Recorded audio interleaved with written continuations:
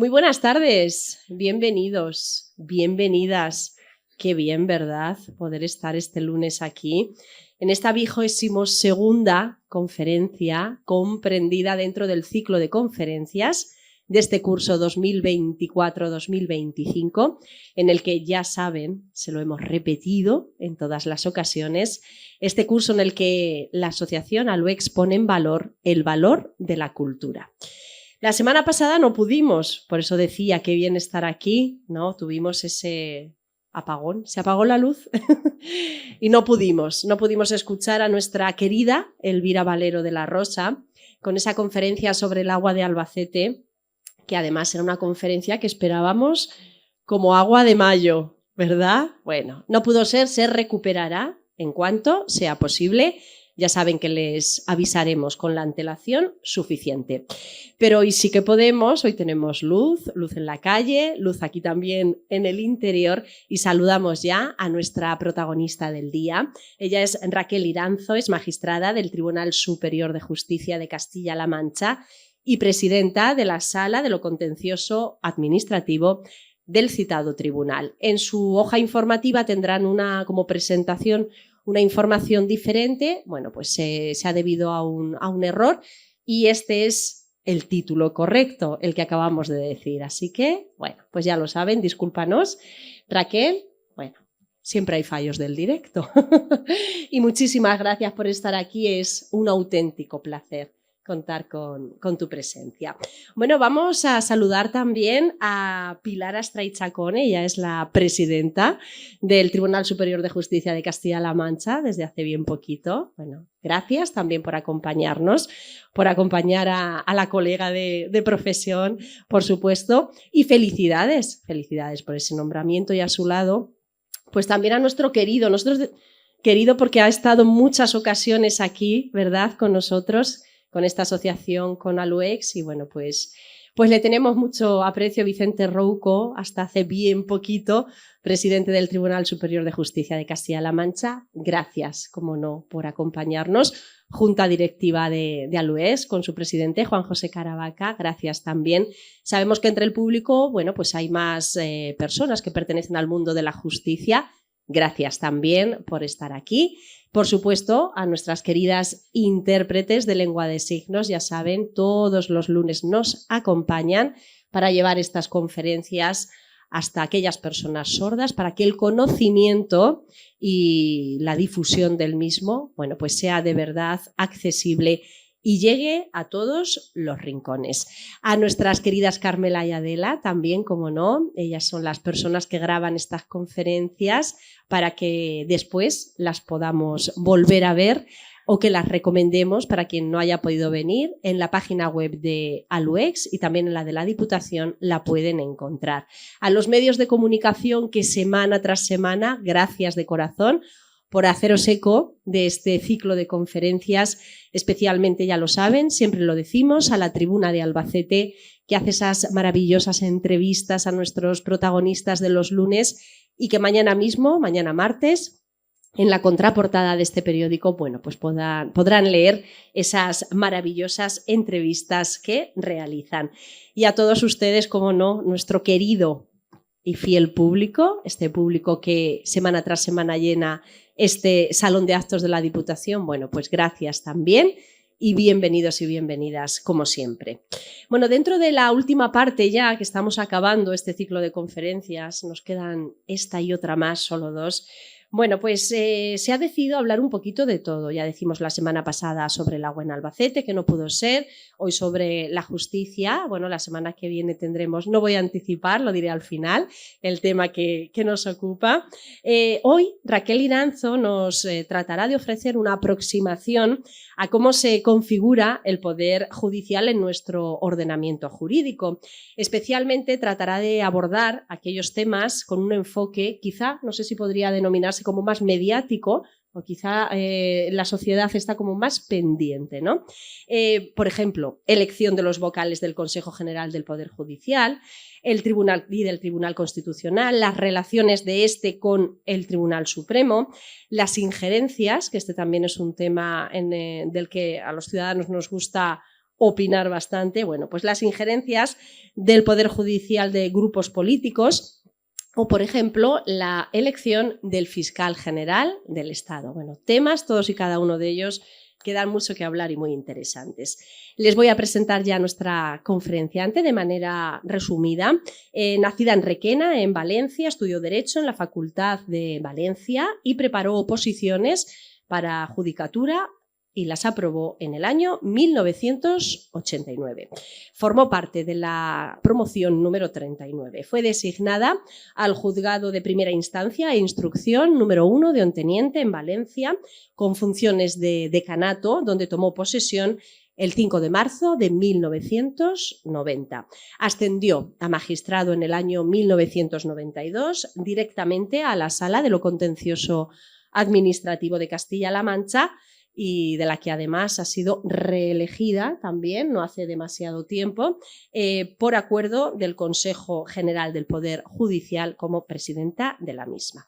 Bueno, como presidenta de la Sala más antigua, desde el 24 de julio de 2019 ha asumido las funciones de la presidencia del Tribunal Superior de Justicia en ausencia del presidente. Ha sido decana también del Partido Judicial de Onteniente, presidenta de la Junta Electoral de Zona de dicho partido y vocal de la Junta Electoral Autonómica de la región de Castilla-La Mancha en 2 periodos electorales, siendo en una tercera ocasión vicepresidenta de la misma. Ostenta también la Cruz de San Raimundo de Peñafort. Ha impartido clases como profesora en cursos de práctica jurídica celebrados por el Colegio de Abogados de Albacete y también ha participado en diversas conferencias para la Asociación de Letrados de Castilla-La Mancha relativas a la materia de expropiación y de función pública, fundamentalmente. En colaboración con el Consejo General del Poder Judicial, ha participado como directora, coordinadora, conductora de mesa redonda o ponente también desde el año 2006 hasta la actualidad en numerosos encuentros, cursos y jornadas de lo contencioso administrativo organizadas dentro de los planes estatales y territoriales de Castilla-La Mancha. Bien, pues esta es la presentación, como vemos, interesante el tema o los temas, podríamos decir, y también, bueno, pues con muchísimas ganas, con toda esta experiencia profesional de escuchar ya a nuestra magistrada, así que yo creo que lo propio es recibirla con un aplauso, ¿cómo no?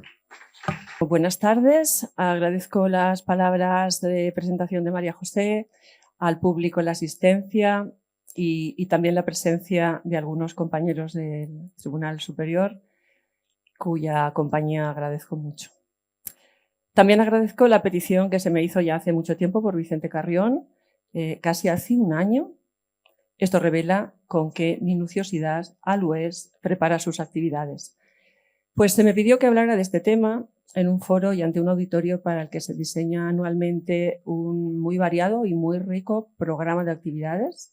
He comprobado que es de un alto nivel y, por lo que he visto, pues pretende abarcar amplios aspectos del conocimiento humano. Espero que mi intervención de hoy se sitúe por lo menos a la altura de las que me han precedido a lo largo de la programación de este año y llego aquí con 2 pretensiones básicas. La primera, la de no aburrirles demasiado, y la segunda, la de que, conjugado con la anterior, pues pueda llegar a ofrecerles un panorama general, algunas ideas que les proporcionen información sobre el tema que es objeto de esta conferencia, de modo que estas ideas luego les permitan a su vez poder reflexionar ya con conocimientos propios sobre muchos aspectos de la actualidad de la justicia en la realidad española de hoy. Espero conseguir, si no todos, al menos una parte de mis propósitos. Mi intervención la he estructurado en distintos apartados que van dando paso unos a otros, analizando aspectos generales que creo conveniente esbozar para una mejor comprensión del momento que está viviendo la justicia hoy en España. Algunas ideas que van dando paso unas a otras. Me ha parecido conveniente, en principio, apuntar algunos conceptos, algunos principios, para poder llegar a entender mejor dónde estamos y cómo hemos llegado hasta aquí. Ya después haré unas referencias concretas, las ha comentado María José, algunos asuntos de actualidad que, puntuales o recurrentes, han sido noticia, en fechas más o menos recientes y que en ocasiones no se llegan a entender suficientemente porque en definitiva se trata muchas veces de cuestiones técnicas. Temas, pues a propósito de la elección, como han mencionado, de los miembros judiciales del Consejo General del Poder Judicial, o la polémica surgida recientemente acerca de si en hipótesis el Tribunal Constitucional podría limitar las limitaciones de un órgano judicial a la hora de plantear una cuestión de prejudicialidad al Tribunal Europeo de Justicia, o de los ataques que se están produciendo al Poder Judicial por parte de miembros de la clase política. También, por supuesto, al finalizar la exposición, supongo que habrá tiempo y habrá posibilidad y será el momento entonces para que hagan las preguntas que consideren oportunas para una mejor y mayor comprensión de los temas que se aborden. Bueno, empezamos ya. Empezamos por el principio, por el origen, por plantearnos la definición misma de justicia. ¿Qué es la justicia? Pues hecha esta pregunta a cada uno de nosotros, yo creo que la primera respuesta sería la de que la justicia es la virtud de dar a cada uno lo que le corresponde, ¿no? Pues el término proviene del latín justitia, derivado de jus, derecho, y se habla de justicia cuando se obra rectamente y conforme a la razón, o sea, cuando se tiene la voluntad de actuar objetivamente y teniendo en cuenta el bienestar común. Aunque la concepción de lo que es o no justo puede variar a lo largo del tiempo y también entre una cultura y otra. La justicia, además, está emparentada con otros valores morales como la honestidad, la responsabilidad, la equidad o la imparcialidad. Son justas, entonces, aquellas situaciones en las que triunfa la verdad y tiene lugar una correcta retribución de lo debido. En el plano jurídico es un principio constitucionalmente consagrado como valor superior del ordenamiento jurídico. Es un valor común en la Unión Europea y entre sus Estados miembros. Nuestra Constitución española proclama en su artículo 1.1 que España se constituye en un Estado social y democrático de derecho, que propugna como valores superiores de su ordenamiento jurídico la libertad, la justicia, la igualdad y el pluralismo político. Y el uso del concepto en la jurisprudencia, también lo he buscado y es profuso. Hay una sentencia de 1999 de la Sala Tercera del Estado Contencioso que dice: el valor justicia, como esencialmente superior, irradia con fuerza sobre las fuentes del derecho. Por ello, está presente en la creación de las normas legales, de las disposiciones reglamentarias y se encuentra también en las fuentes no escritas, en la costumbre y en los principios generales del derecho. Pues ya después de esta idea general de lo que podríamos entender como justicia, en segundo lugar, y partiendo ya de esta idea, para llegar a entender lo que es la justicia en la realidad actual española, es necesario, a mi juicio, enmarcar la cuestión acudiendo al pasado y retrotraernos al nacimiento de los principios de división de poderes y de Estado de Derecho, porque es preciso preguntarnos cómo hemos llegado hasta aquí. Pues bien, el nacimiento de la división de poderes es un proceso que se desarrolla a lo largo de la historia y que tiene sus raíces en ideas filosóficas y políticas en varios pensadores, pero su formulación más clara y sistematizada se atribuye a Montesquieu en el siglo XVIII. Antes de él, en la Edad Media y en la época moderna temprana, las ideas sobre el poder y su distribución estaban en evolución. Tiempos en los que los monarcas absolutos concentraban gran parte del poder y las ideas sobre la limitación del mismo comenzaron a tomar forma en pensadores como Juan de Mariana y otros que defendían ciertos límites al poder real. El pensamiento de John Locke influyó en el concepto de separación de poderes y, aunque no propuso una división formal en ramas, sí defendió la idea de que el poder legislativo y el ejecutivo debían estar separados para proteger los derechos individuales. Pero, como digo, el verdadero nacimiento del principio de la división de poderes, como lo conocemos hoy, se atribuye a Montesquieu en su obra El espíritu de las leyes. Montesquieu propuso que, para evitar la tiranía, el poder del Estado debía dividirse en diferentes ramas independientes: legislativa, ejecutiva y judicial. La idea central era que cada rama debía tener mecanismos para limitar y controlar a las otras ramas, creando un sistema de frenos y contrapesos.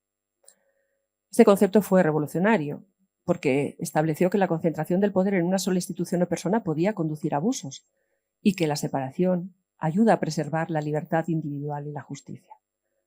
La influencia de Montesquieu fue fundamental en la redacción de las constituciones modernas y empezando por la Constitución de Estados Unidos, También en Gran Bretaña la teoría fue aplicada desarrollándose el parlamentarismo, separando claramente las funciones del Parlamento y del monarca.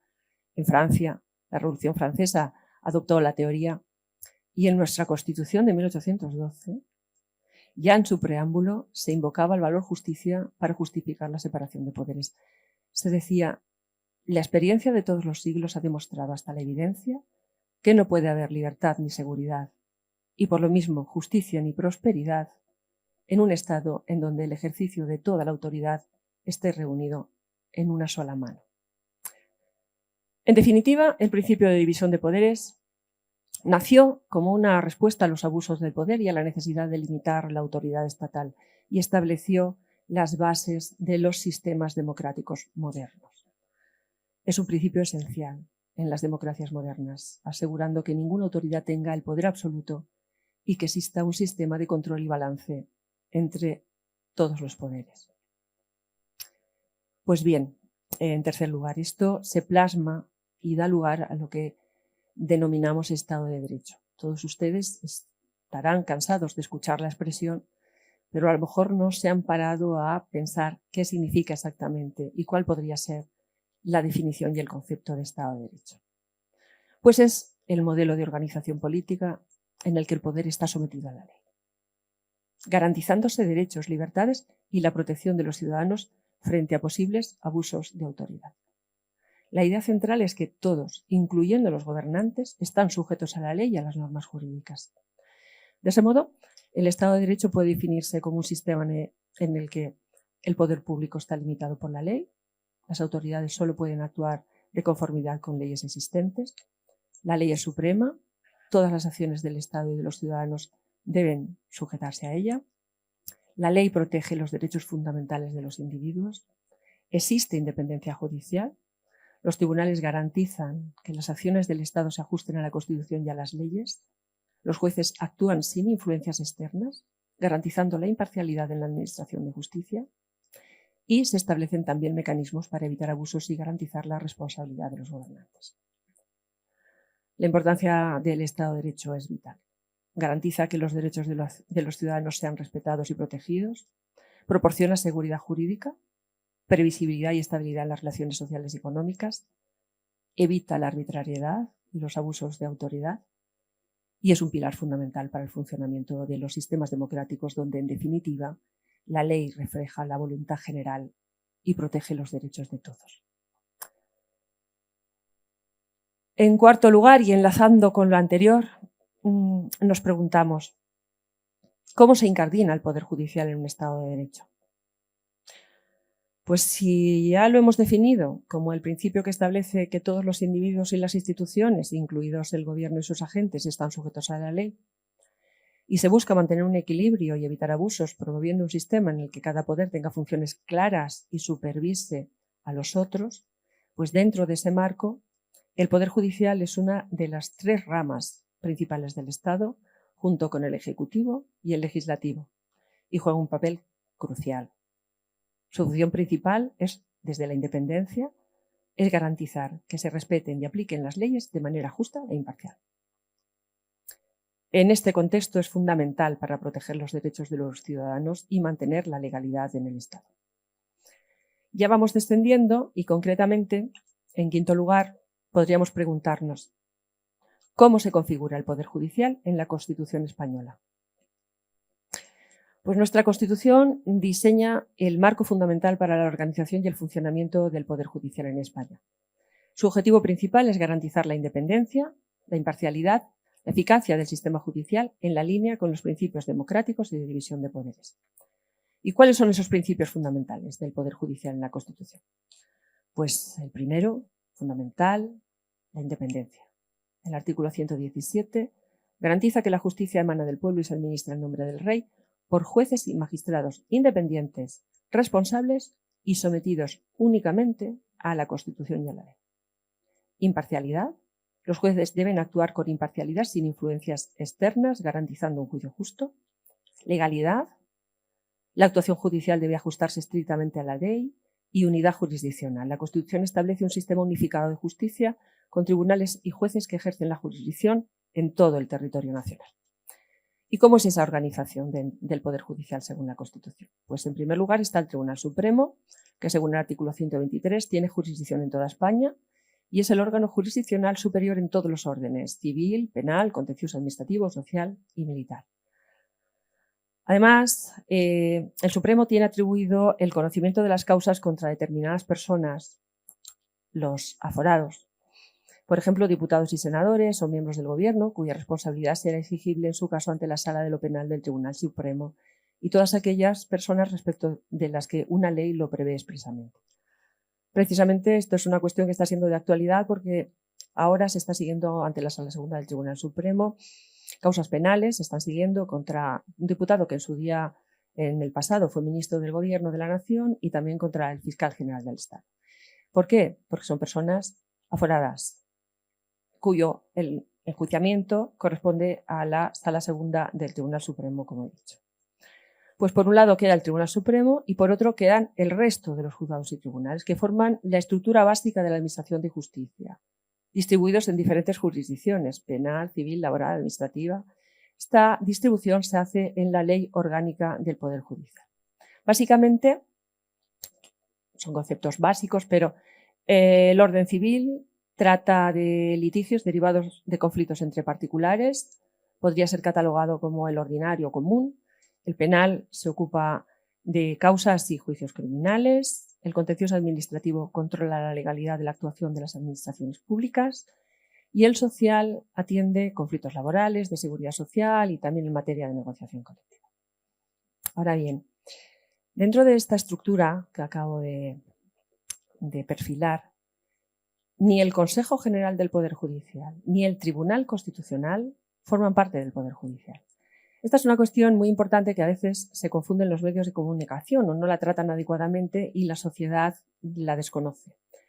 Tanto el Consejo General como el Tribunal Constitucional son órganos constitucionales en tanto que son recogidos en la Carta Magna y sometidos en su desarrollo a una ley orgánica, pero están al margen de la estructura de juzgados y tribunales, que es en lo que se materializa y constituye el Poder Judicial. Hasta aquí el diseño legal y constitucional del Poder Judicial. En definitiva, nuestra Constitución lo configura como un poder independiente con una estructura jerárquica cuya cúspide es el Tribunal Supremo y garantiza la imparcialidad, la legalidad y la independencia de los jueces, estableciendo un sistema que busca equilibrar poderes y proteger derechos fundamentales. Hasta aquí es el panorama general de normas, de principios básicos, que me ha parecido esencial explicar a fin de que se pueda conocer y comprender. Perdón. Y ya llegados hasta aquí, en sexto lugar, este punto, voy a hacer ya una valoración ya mucho más personal, más subjetiva, centrándome en una pregunta, y es ¿qué radiografía haría yo hoy de la justicia española hoy? Pues, a ver, yo creo que España es uno de los países europeos en los que la ciudadanía tiene peor percepción de la administración de justicia.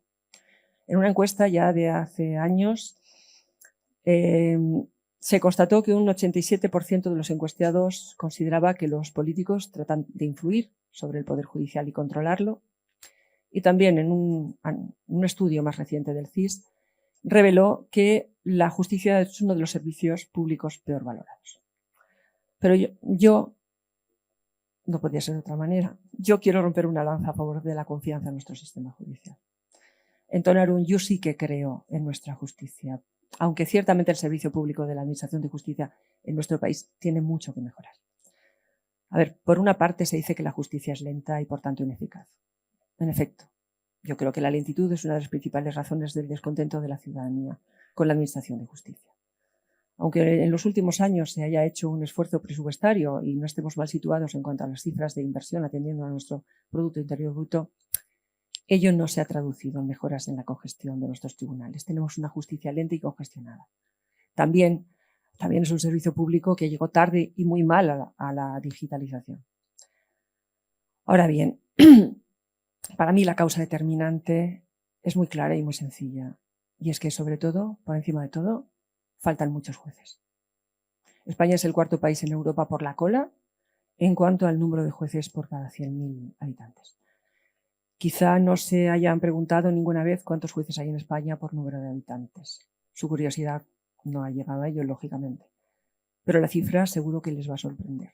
Según datos del Consejo de Europa, hay 11,9 jueces por cada 100.000 habitantes, con una media europea sensiblemente mayor, de casi 18 jueces por 100.000 habitantes. Ese solo dato ya es revelador de la insuficiencia, de la imposibilidad casi con carácter general de asumir la carga de trabajo que se atribuye a cada juez o magistrado, de manera que se pudiera dar una respuesta rápida al ciudadano. Pero les puedo asegurar que desde todos los órganos judiciales se hacen esfuerzos ímprobos por atender convenientemente y con la mayor diligencia posible a todos los casos. Sin embargo, el volumen de asuntos es tan desbordante, que impide muchas veces alcanzar ese objetivo. Sobre esta cuestión, también es preciso que quede claro que la determinación de la planta judicial, es decir, del número de jueces, es una cuestión que depende exclusivamente del Poder Ejecutivo, no del Judicial. Nosotros no tenemos autonomía presupuestaria. Nosotros, a través de las respectivas salas de gobierno de los Tribunales Superiores de Justicia y del Consejo General del Poder Judicial, podemos solicitar el incremento del número de jueces en cada territorio, exponiendo las razones por las que se aprecia que determinados órganos tienen un número de ingresos de asuntos tan elevado que son manifiestamente insuficientes y que se necesitarían más jueces. Y lo hacemos constantemente en nuestras memorias anuales. Tengo aquí la compañía del que fue presidente del Tribunal Superior de Justicia durante 20 años y de la actual presidenta del Tribunal Superior de Justicia, que ha formado también parte de la sala de gobierno durante muchísimos años, y son testigos que desde la sala de gobierno y desde la presidencia se ha luchado anualmente por conseguir más jueces para nuestro territorio, y se han conseguido, a través de muchísimo esfuerzo, se han conseguido algunos, pero en una cantidad notoriamente insuficiente. Se ha perseverado mucho, ha sido uno de los nortes del presidente y de la sala de gobierno y de la actual presidenta cuando estaba en funciones también como miembro de la sala de gobierno, pero nuestros esfuerzos pues, han dado poco resultado. Pero tiene que quedar claro, esto es una cosa que tiene que saber la sociedad. La creación de nuevas plazas, ese incremento, se escapa de nuestra competencia, es decidido por otro poder del Estado, por el Poder Legislativo, por el Poder Ejecutivo, y la sociedad tiene que saberlo. Por otra parte, cambiando de tema, se dice también que nuestros jueces son conservadores y se señala como culpable el sistema de acceso. Sin embargo, puedo defender que eso no es así. Casi la mitad de los jueces y magistrados no están asociados, y entre los asociados muchos lo están en asociaciones que no se identifican ideológicamente con ningún partido.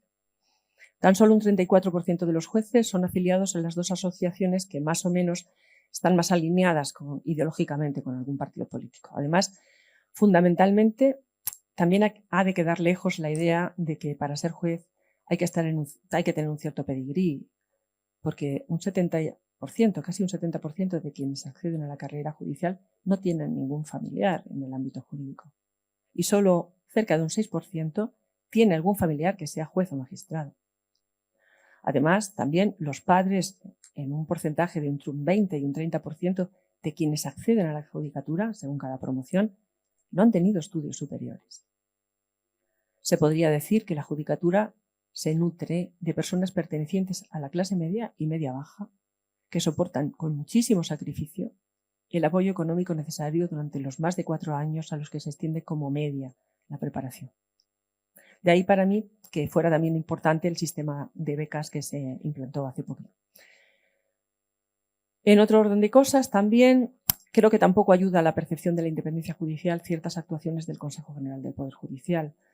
Su bloqueo, el bloqueo al que está sometido durante más de 4 años, el afán de los partidos por colocar afines, decisiones polémicas, en algunos casos sensibles, pero al mismo tiempo tenemos que ser conscientes, como ya dije, de que el Consejo General del Poder Judicial no adopta decisiones jurisdiccionales.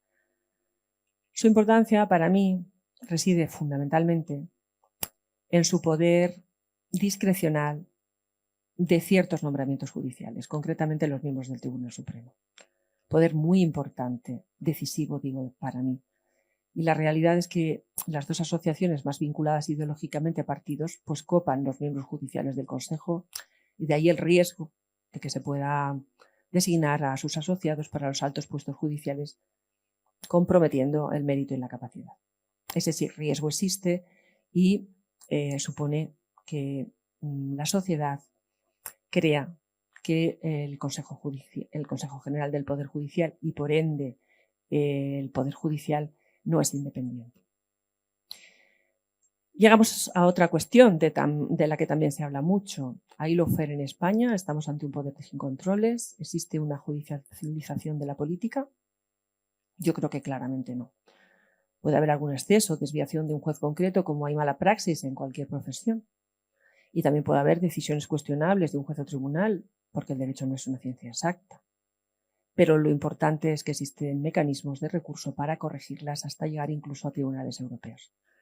De hecho, yo creo que nuestra justicia es especialmente respetuosa con los derechos fundamentales. Así las cosas, para mí, parte del protagonismo actual de la judicatura puede tener más que ver a veces con una política populista cada vez más ruidosa, que ha perdido a veces el respeto a las reglas de juego democráticas, y con algunos políticos interesados en ocasiones en inocular la desconfianza en el Poder Judicial para cuestionar su necesario control. Ya seguidamente en otro apartado me extenderé más sobre este tema. También amén de que cuando fallan otras formas de exigir responsabilidades de política o de prevenir corruptelas con mecanismos antifraude eficaces, pues entonces el único camino que queda es el de los tribunales. En conclusión, sin duda, podemos afirmar y podemos confiar en la profesionalidad e independencia de nuestro sistema judicial. Fueron muy oportunas, respecto de algunas de las cuestiones que he mencionado, las palabras de la actual presidenta del Consejo General del Poder Judicial y del Tribunal Supremo, doña Isabel Perello Domènech, en los discursos públicos pronunciados en los actos de apertura del año judicial y de entrega de despachos a los nuevos jueces, en los que reivindicó de una manera clara, patente y precisa la independencia del Poder Judicial frente a cualquier pretendida intromisión por cualquier otro poder del Estado, y rechazó con contundencia dichas prácticas. En esas dos intervenciones públicas e institucionales, yo creo que la presidenta del Tribunal Supremo hizo una verdadera radiografía de la justicia y del Poder Judicial a tiempo real. Afirmó que el vigente sistema de acceso a la carrera judicial, la oposición, es democrático y garantiza que cualquier persona de cualquier procedencia y origen social y cualquiera que sea su ideología pueda competir en igualdad en condiciones apoyada exclusivamente en su esfuerzo individual. Las pruebas de acceso son públicas y en su primera fase totalmente anónimas, y esa accesibilidad, publicidad, transparencia y objetividad son la mayor garantía de pluralidad en la carrera judicial. Casi todas las asociaciones judiciales y fiscales y la mayor parte de la carrera celebramos y respaldamos las manifestaciones de nuestra presidenta defendiendo el sistema de acceso a la carrera judicial. Un sistema que permite identificar con objetividad el mérito y la capacidad, incorporándose profesionales diversos de todo extracto social y que demuestran su excelencia a través de exámenes objetivos. En otro orden de cosas, también un dato muy representativo de la carrera judicial en la actualidad es que la nueva promoción está compuesta de 92 mujeres y 45 hombres, lo que sin duda es un fiel reflejo de la sociedad y del avance que la igualdad entre hombres y mujeres ha experimentado en las últimas décadas. Así viene sucediendo ya desde hace más de 30 años, aunque en una proporción menor. Hay más mujeres que hombres respecto de los que ingresan en la judicatura. Además, también les resalto que por primera vez contamos con una mujer presidenta del Tribunal Supremo. Pues bien, hecha esta panorámica general del concepto de justicia, de la evolución de los poderes, de la división de poderes y del Estado de Derecho, de cómo se regula el Estado de Derecho y el Poder Judicial en nuestra Constitución española, y expuesta ya esta radiografía general, más personal, de la situación de la justicia en España, ahora, como he dicho antes, voy a tratar algunos aspectos concretos de actualidad que me ha parecido interesante abordar. Uno de ellos, el primero, que invita a reflexionar, es el momento crítico y complicado que está sufriendo el Estado de Derecho. En el ámbito internacional también, no solo aquí. Se están produciendo ataques más o menos directos al Poder Judicial por parte de políticos, incluso miembros de otros poderes del Estado, miembros del Ejecutivo y del Legislativo. Por ejemplo, hace algún tiempo, tras la aprobación de la Ley Orgánica 10/2022 de Garantía Integral de la Libertad Sexual, conocida como la Ley del Solo sí es sí, como consecuencia de que la misma ley modificaba penas y refundía tipos delictivos, pues se provocaron revisiones a la baja de condenas ya impuestas. Esto, a mi modo de ver, pudo evitarse perfectamente con una disposición transitoria que regulara el impacto respecto de casos anteriores, pero la redacción técnica de la norma fue apresurada y no atendió convenientemente a las advertencias iniciales. Yo creo que no se prestó atención a los aspectos técnicos de la ley. Y la falta de autocrítica, la actitud de sostenella y no enmendalla, pues llevó a que por parte de determinados y significativos políticos, públicamente y con cierta acritud, se culpara de la rebaja de las penas al sesgo machista de los jueces, independientemente de su género, si eran hombres o mujeres, al sesgo machista de los jueces, ignorando que todo provenía de las deficiencias legales y técnicas de la norma. Otro ejemplo. Hace meses, directamente en el Parlamento, por parte de algún diputado, se habló de jueces prevaricadores, con nombres y apellidos, en relación a algunos jueces que estaban encargados de investigar hechos relativos a algún familiar del presidente del Gobierno o contra el fiscal general del Estado. Otro ejemplo más, este muy reciente. La vicepresidenta primera del Gobierno valoraba la absolución de un futbolista por parte del Tribunal Superior de Justicia de Cataluña, afirmando: ¡qué vergüenza la sentencia! Después de lo que nosotras hemos luchado por la igualdad y por los derechos de las mujeres, que la presunción de inocencia esté por encima de la declaración de una mujer que se haya enfrentado al poder es una vergüenza. Algunos autores han calificado esto como la vuelta al derecho medieval. Desde luego, esto es la negación del Estado de Derecho con los rasgos con los que lo he definido anteriormente. Hay que partir de que el principio de presunción de inocencia es un derecho fundamental, recogido en el artículo 24 de la Constitución, recordado en el artículo 11 de la Declaración Universal de los Derechos Humanos. Toda persona acusada de delito tiene derecho a que se presuma su inocencia mientras no se pruebe la culpabilidad. También el artículo 6.2 del Convenio Europeo de Derechos Humanos. Toda persona acusada de una infracción se presume inocente hasta que su culpabilidad haya sido legalmente declarada. Yo entiendo que se debe corregir de inmediato la demagogia y el populismo en las intervenciones y en los discursos políticos. Ya no por el respeto y la educación que resulta exigible a cualquier persona, que también, sino sobre todo por el gravísimo efecto de desconfianza que se puede producir en la sociedad. Y así, ante este hecho último, todas las asociaciones judiciales y fiscales respondieron unánimemente y exigieron respeto a la independencia del Poder Judicial como pilar fundamental del Estado de Derecho. La nota remitida por la Asociación Profesional de la Magistratura, la Mayoritaria de Fiscales, la Judicial Francisco de Vitoria, por Jueces y Juezas para la Democracia, Foro Judicial Independiente, la Unión Profesional de Fiscales y la Asociación Profesional Independiente de Fiscales, remarcó la importancia de la presunción de inocencia y que cuestionar este principio básico puede poner en riesgo las garantías procesales y la equidad en los juicios. Por supuesto que hay que proteger los derechos de las víctimas de los delitos y que sus testimonios han de ser valorados con la seriedad y sensibilidad que merecen. Por supuesto. Pero esa protección debe coexistir con el respeto a los derechos fundamentales de los acusados, asegurando un equilibrio que garantice la justicia en cada caso concreto. No en vano, ante la gravedad de las afirmaciones vertidas por la ministra, las asociaciones en unidad de acción llamaron a la responsabilidad institucional de los representantes públicos a quienes les han pedido ejercer la máxima responsabilidad en sus manifestaciones, especialmente cuando se refieran a decisiones judiciales. Las críticas a resoluciones judiciales son legítimas, pero han de ser fundadas y contextualizadas, ya que de otro modo pueden erosionar la confianza de la ciudadanía en las instituciones y poner en riesgo el Estado de Derecho. De nuevo, en esta cuestión, se alzó con firmeza una voz muy autorizada, la de la presidenta del Tribunal Supremo, que en el acto de apertura judicial hizo un llamamiento a las diferentes fuerzas políticas y a los poderes del Estado para que respeten el trabajo de los jueces y magistrados. Recordó que ningún poder del Estado puede dar indicaciones ni instrucciones a los jueces y magistrados sobre cómo han de interpretar y aplicar el ordenamiento jurídico.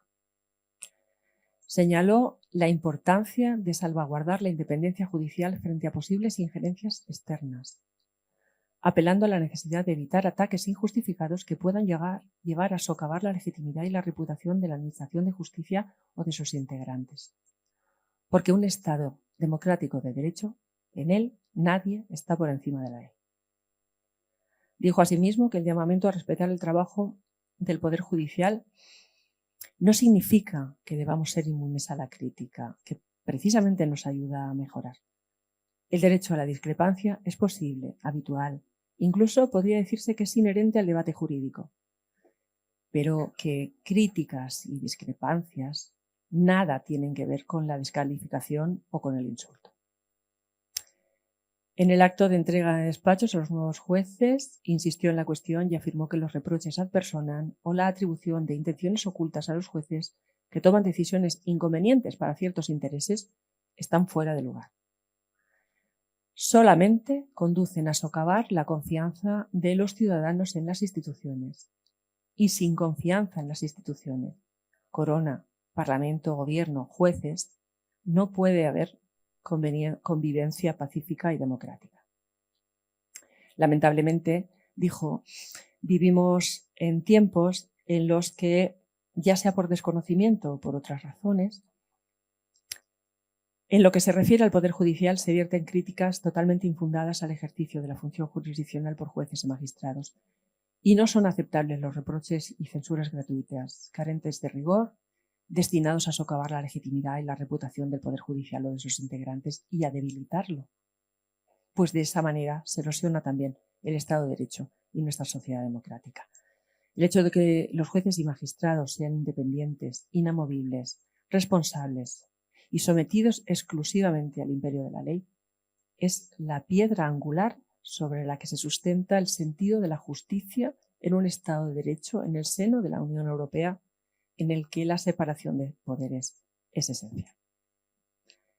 Y resulta fundamental que se pueda desarrollar nuestra labor sin interferencia alguna, atendiendo únicamente a la Constitución, a la ley y a las normas jurídicas, sin presiones, ni directas ni indirectas, de ningún poder público o privado.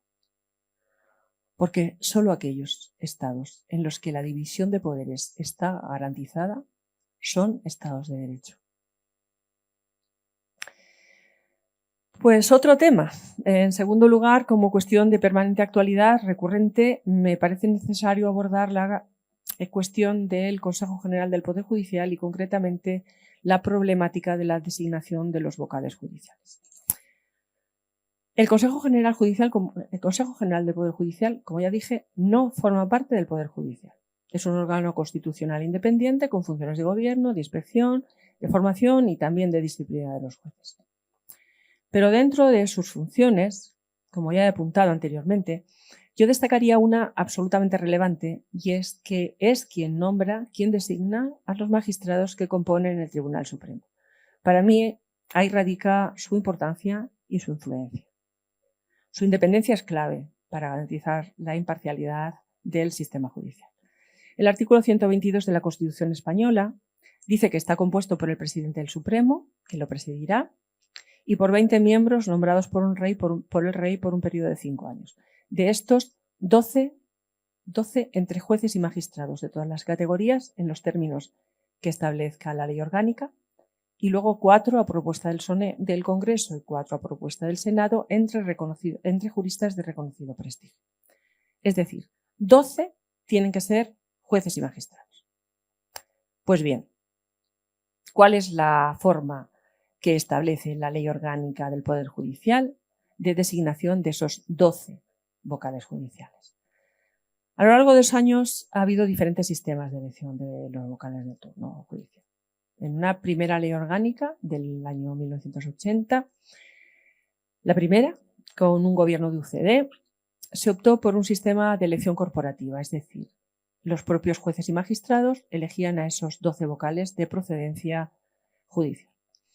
Luego, la Ley Orgánica de 1985, en este caso con un gobierno, con un parlamento de mayoría socialista, se cambió hacia un sistema de elección parlamentaria. Esto es, los vocales de extracción judicial también son elegidos por el Parlamento, por el Congreso y por el Senado, junto al bloque que la Constitución establece de turno de juristas de reconocido prestigio. En definitiva, actualmente, desde 1985, los vocales judiciales son elegidos por el Parlamento y no por los jueces. Pocos asuntos han sido tan estudiados como el sistema de elección de los vocales judiciales al Consejo General del Poder Judicial, y pocos análisis sobre un tema, a mi modo de ver, han resultado tan infructuosos. El Tribunal Constitucional ya avisó, hay una sentencia del Tribunal Constitucional de 1986 que avaló el sistema, lo avaló, al entender que los vocales, una vez elegidos, no estaban sujetos a un mandato imperativo, es decir, que no tenían que obedecer órdenes directas del Parlamento que los había elegido. Ahora bien, ya el Tribunal Constitucional en esa sentencia avisó del riesgo que existía de que el sistema de elección parlamentaria de los 12 vocales frustrara la finalidad de la Constitución si las cámaras olvidaban el objetivo perseguido, que era la pluralidad del órgano, y atendían únicamente a la división de fuerzas que existían en su propio seno para distribuir los puestos a cumplir. Pues para mí esa cautela, esa profecía del Tribunal Constitucional se ha cumplido, pero sin embargo no ha traído como consecuencia un cambio legislativo en evitación de esa gravísima distorsión. Es obvio que la Constitución no dice cómo tienen que hacerse ciertos nombramientos, ese es el punto de partida. Y también que el origen del nombramiento no conlleva mandato imperativo alguno, faltaría más. Pero para mí se debería eliminar cualquier posible sospecha de lealtad política bajo el halo de la legitimidad democrática. Lo cierto es que un amplio sector de la sociedad civil, parte de las asociaciones judiciales y un amplio respaldo de los jueces reclaman la reforma de la Ley Orgánica del Poder Judicial para que seamos nosotros, los jueces y magistrados, quienes elijamos a 12 de los 20 vocales, interpretando sistemáticamente el artículo 122 de la Constitución y acomodándolo a las recomendaciones europeas en materia de independencia judicial. Esa es la posición en la que personalmente yo también me encuentro.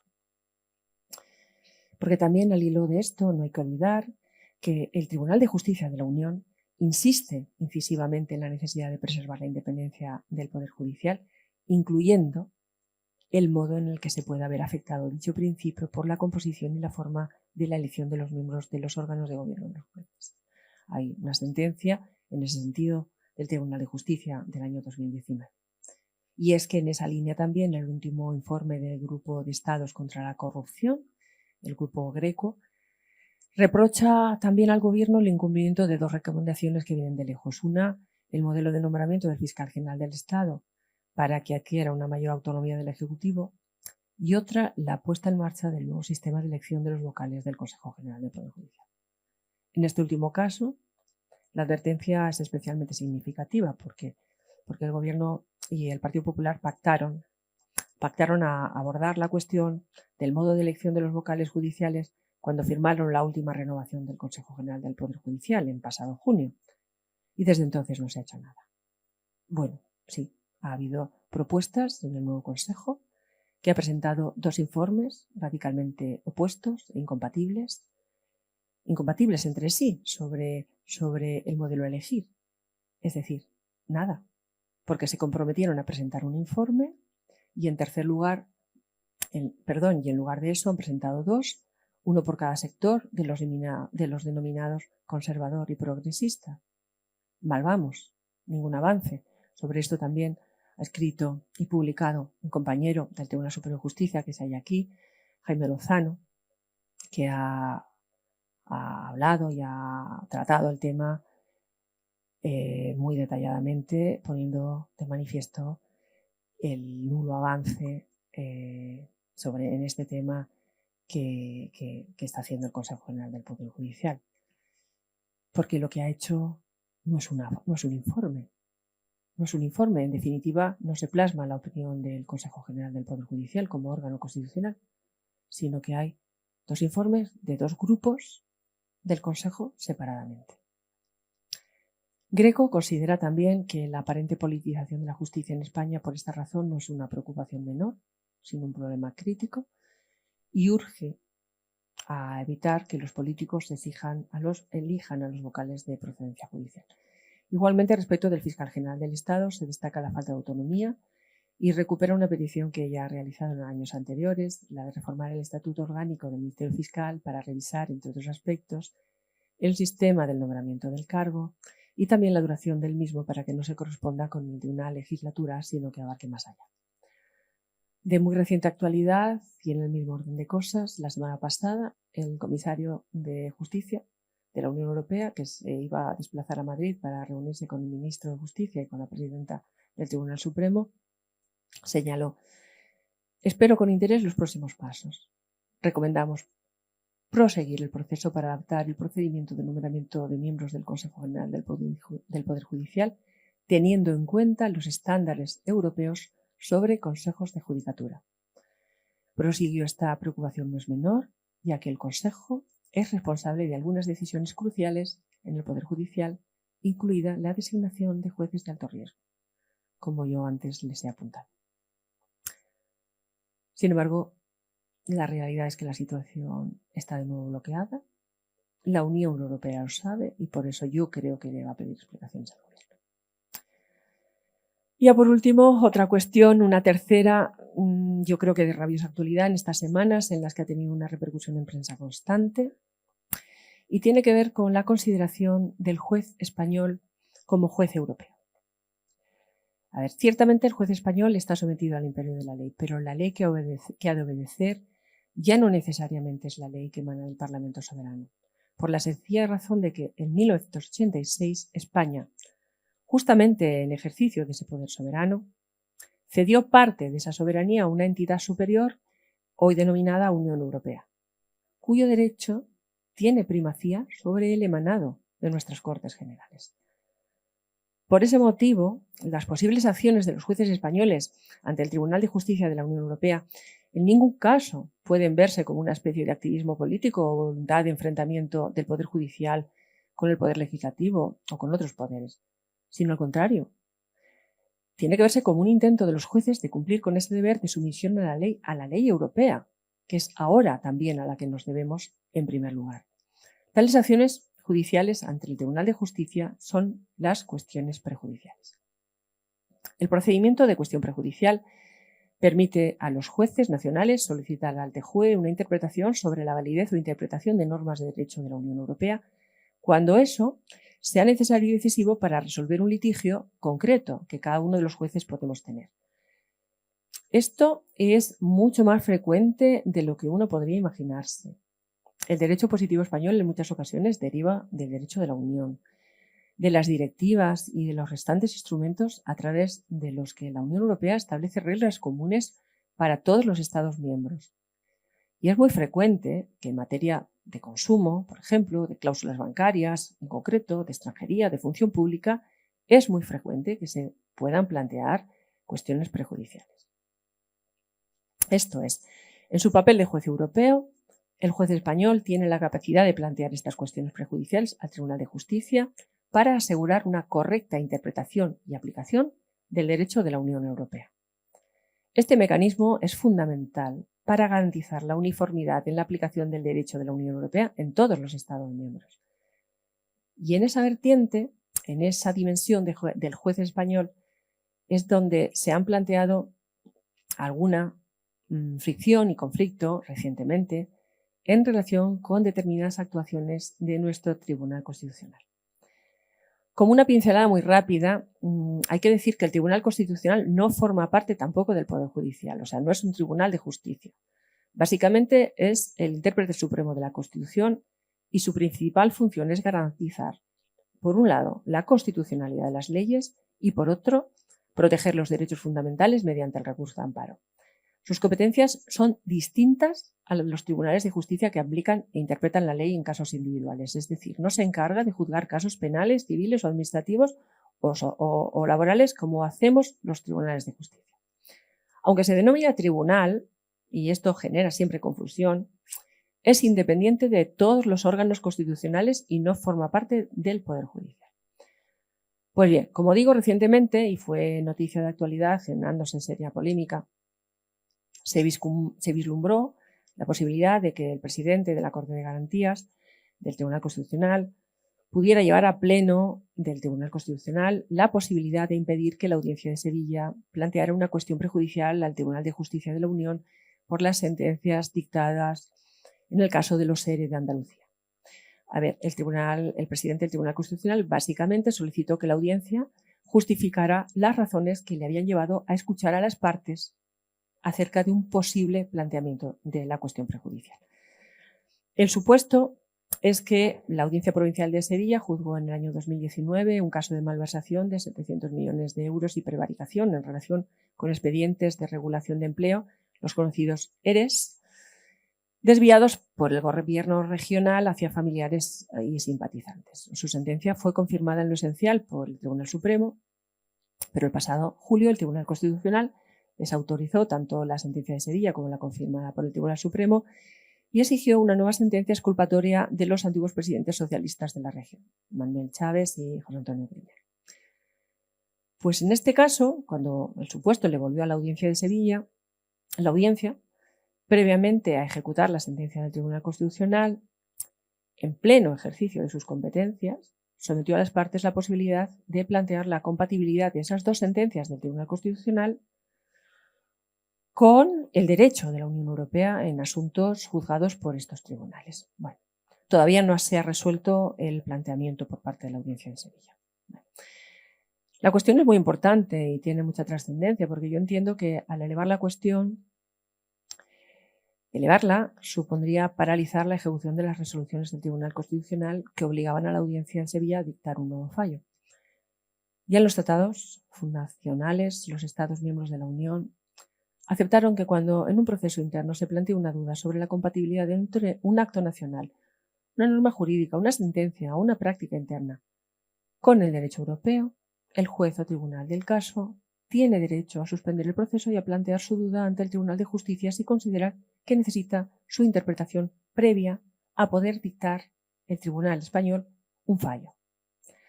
En ocasiones, los Estados han tratado de regular y de limitar a su favor esta facultad discrecional de todo juez nacional, pero siempre se ha impedido rebajar el artículo 267 del Tratado de Funcionamiento de la Unión Europea. Este precepto es contundente. Plantear la cuestión prejudicial es una prerrogativa o facultad del órgano judicial competente del fondo del asunto.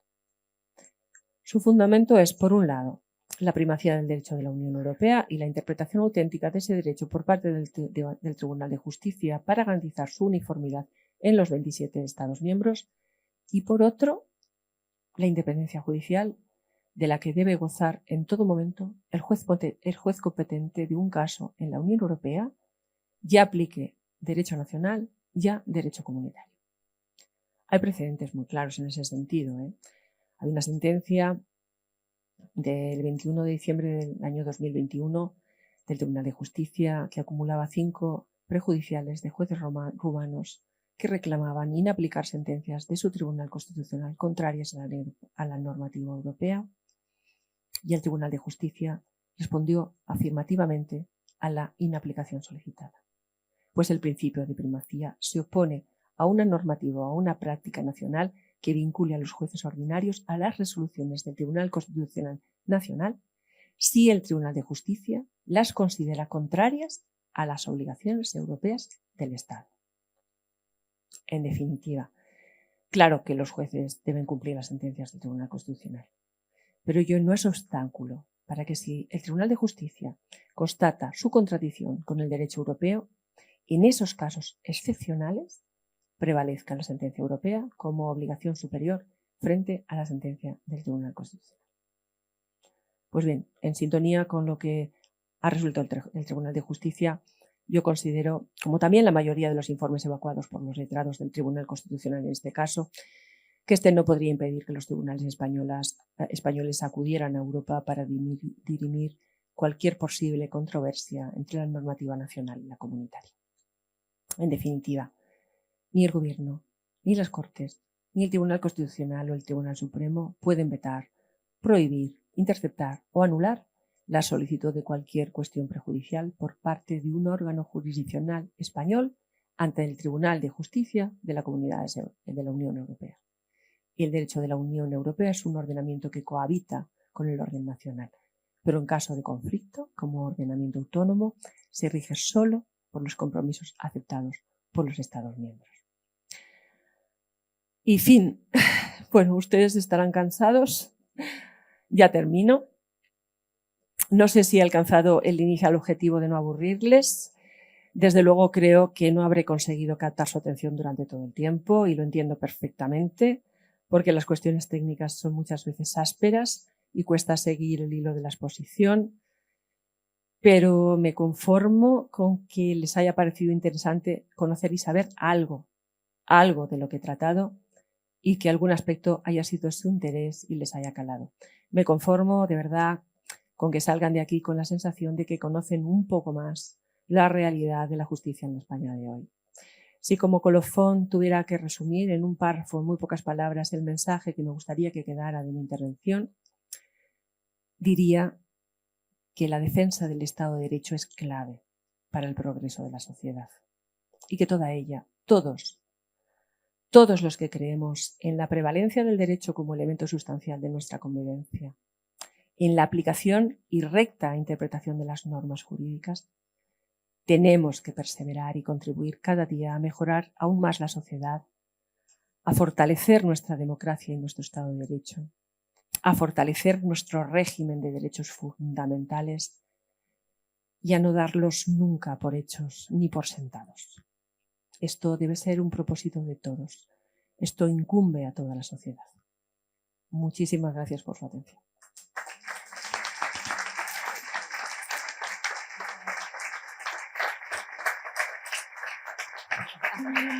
Bueno, les agradezco mucho la atención, de verdad. Y bueno, no sé si ustedes tienen alguna pregunta o algún comentario que hacer acerca de lo que he dicho. Voy para allá. Gracias, Raquel. Gracias y claro que sí. Por supuesto que hemos hecho esa aproximación, lo que decíamos al principio, y gracias por la claridad también y la manera de exponerlo. Muchas gracias. Buenas tardes a todos. En primer lugar, quisiera darle las gracias por compartir su tiempo y sus conocimientos esta tarde aquí con todos nosotros. Vaya por delante eso. Y bueno, jurídicamente, pues nada que decir a su exposición porque ha sido inmejorable. No ha abarcado todo porque es imposible, pero bueno, ha sido excelente a mi juicio. Gracias. Y ya para no alargar la cosa, pues son dos preguntas. La primera, casi prefiero que no me conteste a la pregunta. No la haga. La voy a hacer, pero no quiero meterle en problemas, entonces no me conteste. Pues no la haga. Como decían anteriormente los reyes, cúmplase la ley, pero no se haga. Voy a la pregunta. ¿Cómo es posible que en un Estado de Derecho español, bueno, español solo puede haber uno, evidentemente, la Constitución es muy clara al prohibir las amnistías generales y se ha aprobado en España? Una amnistía general que obviamente todo jurista sabe que va contra la Constitución y no solo eso, lo ha aprobado el Congreso, el Gobierno. Bueno, ya sabemos cómo funciona eso. Pero es que yo ya cuando me quedé atónito fue ver al rey en televisión firmándola. Bueno, eso me dejó ya cao. Y no quiero que me conteste, por supuesto.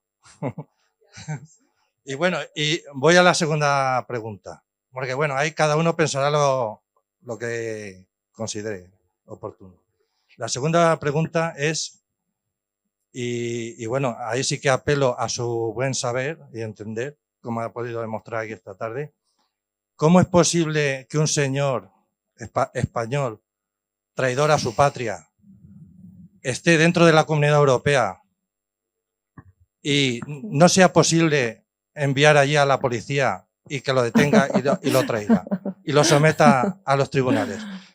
Lo digo porque la semana pasada, no sé si fue antes de ayer, detuvieron a un ciudadano, bueno, ciudadano no, a un delincuente que violó a 100 niños aquí en España. Ese delincuente es extracomunitario, lo detuvo la policía en Turquía. Lo han detenido y obviamente lo van a traer a España para juzgarlo.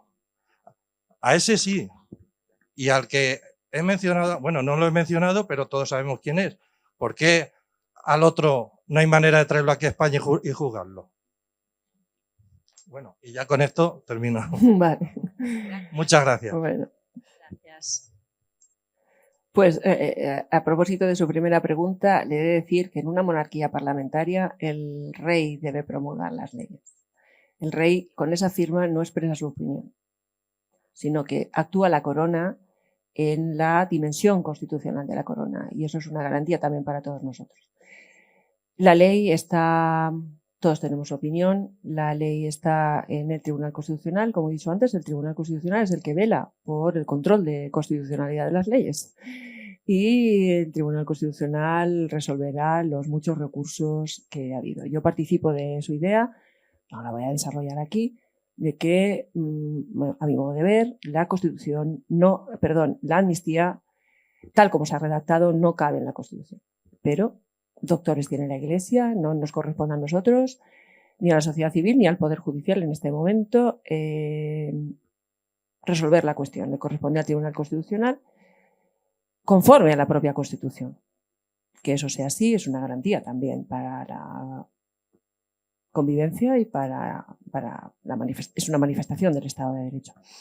Y la otra, bueno, pues están en juego las relaciones internacionales y los mecanismos que se establecen entre los Estados para la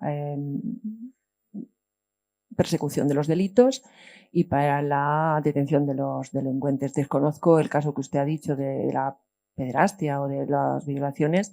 Desconozco a qué régimen jurídico se está sometido y no podría establecer una equivalencia entre el asunto de esa persona innombrable a la que usted no le ha puesto nombre, pero que parece que todo el mundo sabemos quién es, y el del delincuente al que ha hecho referencia. Gracias. ¿Hay más preguntas? Voy para allá.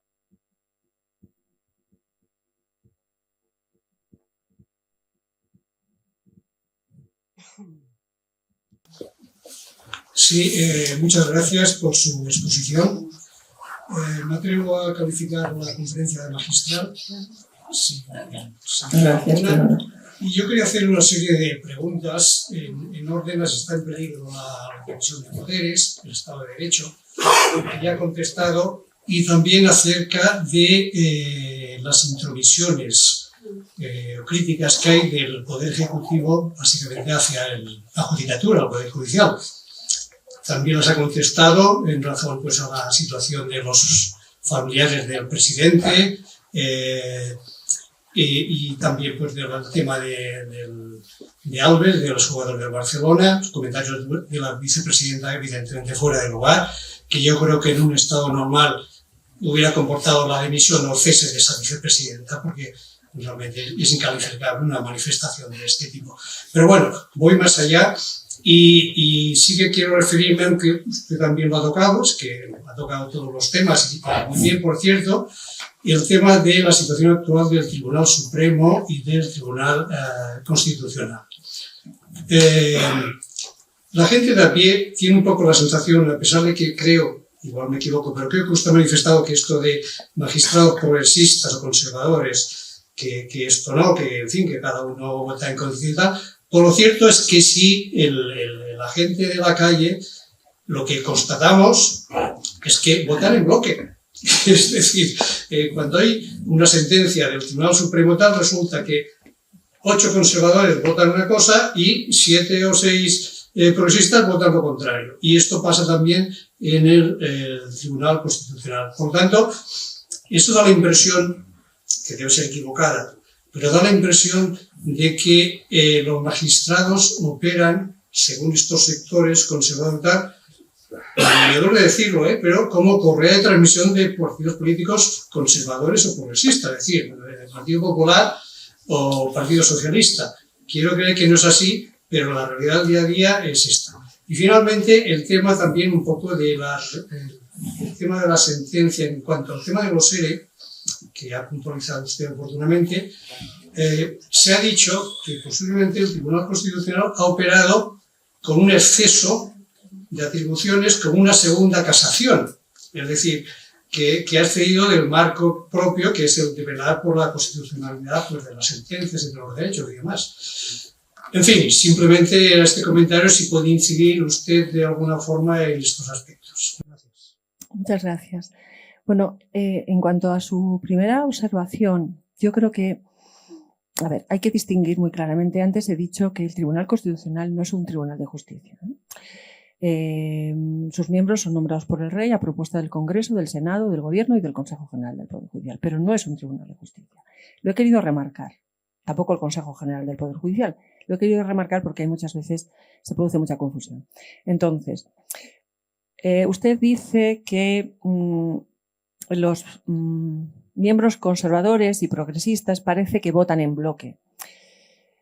Me permito decirle que eso se puede predicar del Tribunal Constitucional, pero no de los órganos que forman parte del Poder Judicial, que integran el Poder Judicial. Por eso yo creo que a veces hay mucha confusión.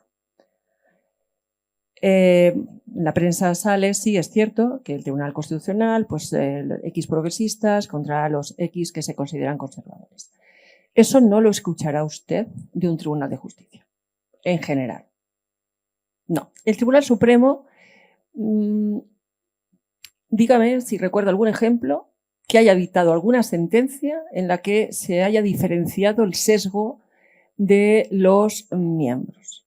Puede decir que, bueno, pues ha habido un voto particular por tal persona que pertenece a tal asociación, pero yo no creo que se pueda predicar del Tribunal Supremo que resuelva en función de la ideología de sus miembros en general, ni de la procedencia de alguna asociación concreta.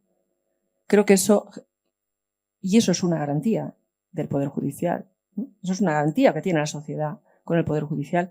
Eso no se puede predicar tanto de un Tribunal de Justicia como se predica del Tribunal Constitucional. Esa es mi opinión.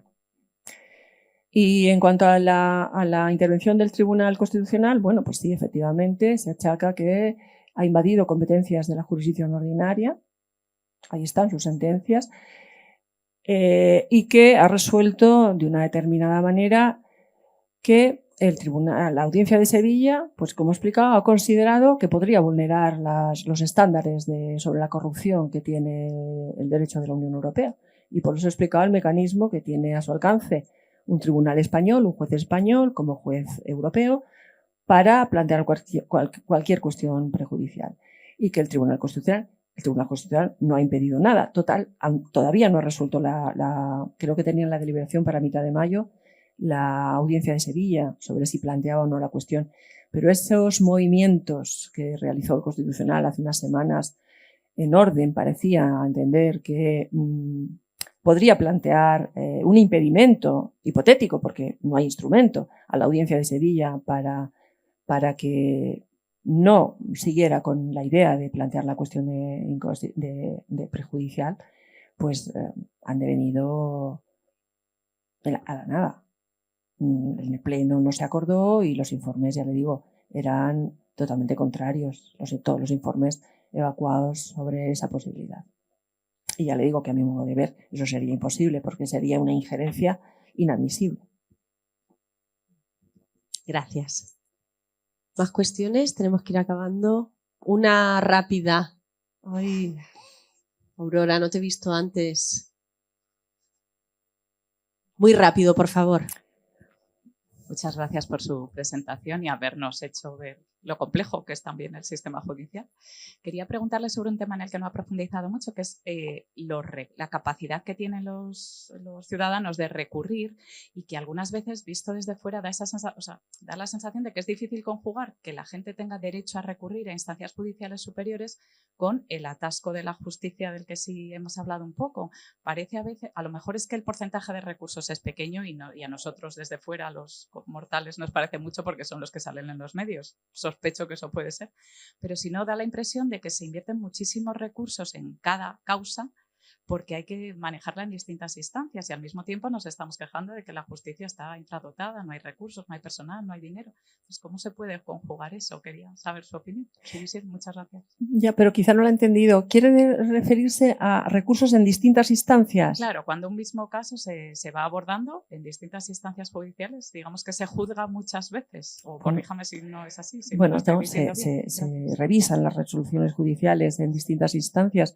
Claro que eso contribuye a que la resolución final se alargue, evidentemente, porque en todas las instancias habrá atasco y en todas las instancias hay una demora de tiempo que muchas veces hace que se considere que la justicia pues no es justicia porque es muy lenta. Eso lo reconocemos todos los jueces, pero le digo, nosotros también somos los sujetos pasivos de esa situación y yo aseguro de verdad que todos los jueces y magistrados de España, con muchísima vocación, normalmente empeñan parte de su vida en intentar darle una respuesta al ciudadano lo más rápida posible y sobre todo también con un estándar de calidad alto.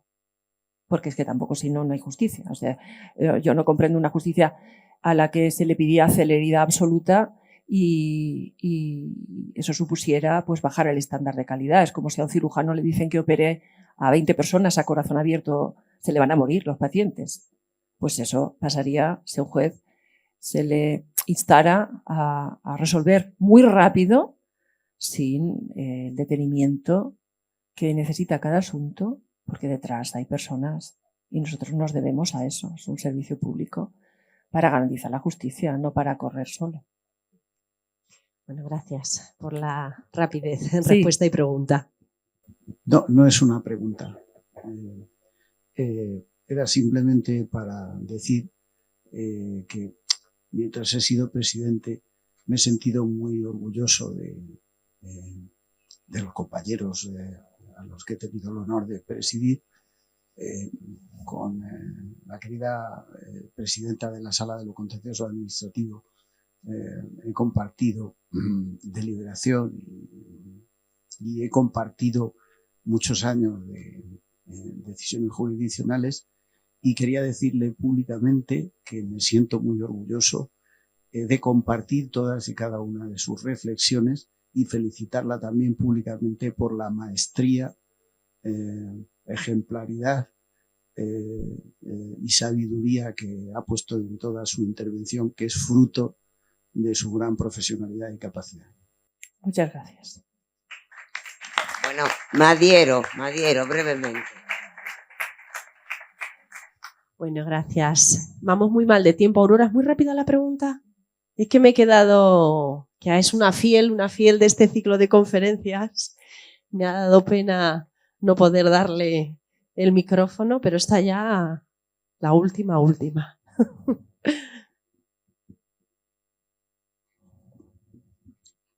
Buenas tardes y muchas gracias. Lo primero, enhorabuena porque me parece que ha venido aquí una persona inteligente, trabajadora en todo lo suyo. Lo mismo que el anterior que ha estado aquí, del cual tengo amistad con él y estoy muy contenta.